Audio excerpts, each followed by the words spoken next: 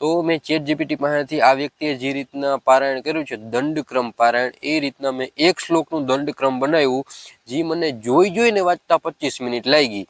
19 वर्षीय वेद मूर्ति देवव्रत महेश रेखी। છેલ્લા થોડાક દિવસમાં આ વ્યક્તિને તમે સોશિયલ મીડિયામાં ક્યાંક ને ક્યાંક તો જોયો જ હશે કે આ વ્યક્તિએ 2000 શ્લોકો કંઠસ્થ કરીને એનું પારાયણ કર્યું છે, એક પણ ભૂલ વગર। તો તમને ખબર ના હોય તો કહી દઉં કે આપણા ભારતમાં એવા બહુ બધા વિદ્વાનો છે જે 2000 શ્લોકો કંઠસ્થ કરી શકતા હોય। તો અહીંયા મહત્વની વાત એ છે કે આ વ્યક્તિએ જે રીતથી પારાયણ કર્યું એ રીત મહત્વની છે।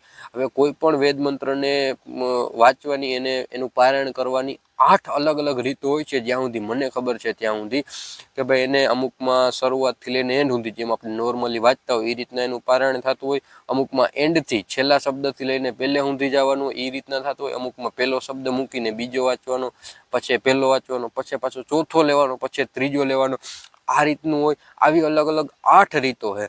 તો આ વ્યક્તિએ દંડક્રમ પારાયણ કર્યું, જે એક રીત છે જેમાં 8 જે રીત હોય છે એને કમ્બાઈન કરીને 1 2 3 એ રીતના 8 રીતોને પારાયણ કરવાનું હોય છે, બરોબર।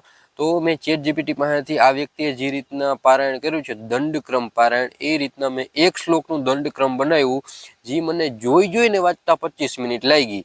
તો તમે વિચારી શકો હોવ કે આ વ્યક્તિએ એવા 2000 શ્લોકોનું કંઠસ્થ કરીને પારાયણ કર્યું, એક પણ અક્ષરની ભૂલ કર્યા વગર। તો આ વસ્તુ મહત્વની છે।